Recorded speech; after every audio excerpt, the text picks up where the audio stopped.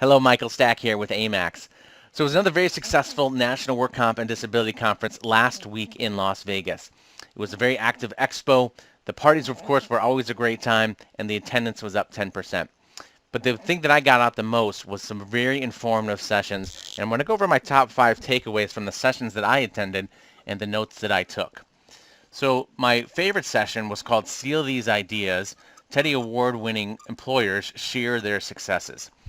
And the first point that I took out was in regards to management commitment, because these were all programs that had significant turnarounds from where they were in their work comp, significant savings, lost time claims down, just overall improvement in their programs. So Carol Russo is the risk manager for Barnabas Health, and she implemented a program. They have a large employer. They have over 21,000 employees and I believe over 10 facilities. So she recommended starting small. So they started their program in just one hospital. They were able to get some systems in place. They were able to get a program in place, and they were able to start seeing results. With the results in that small pilot program, then they were able to roll it out into the rest of the company, and they were able to get buy-in from the senior management of the organization because they had a repeatable system and they could demonstrate the savings and the positive outcomes that they were achieving. After that, they started that rollout. She mentioned they were only looking at their metrics, their work comp metrics, once a year. They were only looking at it annually, which I think is pretty common among organizations. They started doing these monthly metrics. So as they're rolling these out, they're getting these demonstrable results, and now you're looking at these numbers and demonstrating to the senior management on a monthly basis so you can build that momentum, get that buy-in from the rest of the company. Now, the one other point that was made here in regards to management commitment was you need to anticipate the questions, you need to anticipate the problems that are going to happen so that you can have answers ready. So that was point number one. Point number two actually came from that same session, and it was regards to communication. Jennifer Sadie is the risk manager at American Airlines, and recently American Airlines and US Air merged, so two huge companies coming together. The results that she's been able to achieve have been pretty incredible. And as a merged organization, the two companies coming together, they're paying less now in workers' comp than they were as an American Airlines company before the merger. So pretty significant results. And what she said, one of the biggest differences and changes that she made was she changed the role of her team members. So prior to this, her being involved, all the communication with the injured workers was coming from the corporate level. So coming off as fairly cold. They didn't know these people, had no relationship, oftentimes weren't in the same state or even in the same region as this person. So the communication was very cold. She changed that so that the main communication went down to the supervisor level. So it changed from a cold corporate communication to a very personal supervisor relationship that knows their employees, probably knows their family, maybe knows their kids, and can really make this person interactive with that injured worker and getting them to buy into what the company was trying to do and get them back to work. And there's really that element of care was much easier to demonstrate. So she said that change was one of the most significant changes that they made and really made the most significant impact on their organization. So a third point came from that same session. There was really a lot of really good points that came out of this session. And a number of the panelists agreed on this point that this is something that they were doing.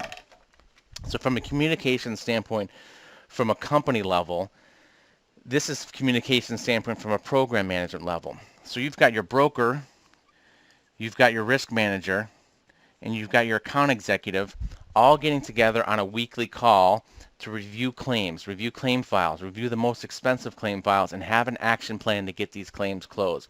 This keeps all parties accountable, and it keeps all parties involved in this process. Implementing these weekly calls, there was about 2 or 3 panelists that mentioned that they were doing this. So I pulled it out as a very significant point that they were doing to really achieve these significant results. So weekly calls was the third point there. And one of the things that they said, one of the quotes, which I forget exactly who said this, but they said, obviously, we're all very involved employers, which I thought was such a great statement because it just speaks to how important it is to have the employer involved. All right, so fourth point here in regards to early claim intervention. And this was a different session that I went to. Talked a lot about injury triage, and of course we're huge believers in injury triage and working with the best-in-class provider. But the point I took out of here was using the percent of claims reported within 1 day as a leading indicator. So we talk about how important it is to report the claim. A lot of studies, a lot of statements and articles about this.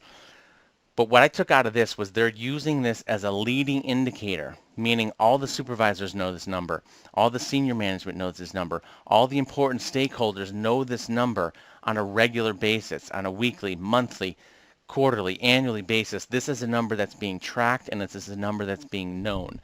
And the research that they've seen is the better that they do with this number, the better that their overall program goal. I think we get so inundated with data that we need to just boil it down to one number that we can hold on to, and this is the number that they were holding on to and was leading to great success in their program. Last point here is in regards to pre-work screening. So another problem we see a lot with companies in regards to pre-hire screening is they say, well, we just need to get bodies. We maybe have a low-paying wage, maybe it's not the most attractive job, and we just need to get people in there, so we really can't afford to screen anyone out. What I took out of this was really an answer to that problem, was just lower the standard. You need to continue to do pre-hire screening because you might just be hiring that next work comp claim. Maybe the standard for an ideal candidate is 100, but based on your testing and based on your need to get people in there, maybe you have to lower that standard down to 70, or maybe even 50, or maybe even 20 in order to get the required amount of people that's in there.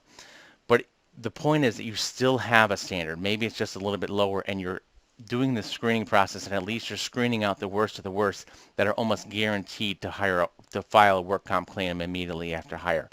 So that's a great answer that I pulled out of that session in order to solve that problem of pre-hire screening and the need to get people in the seats. So really was a very informative. I have a ton of notes that I took out. These are just a couple of the points that I thought were the most interesting. Next year's program is going to be out in New Orleans, so I hope to see you out there. And again, in workers' comp, your success is based on your integrity. So be great.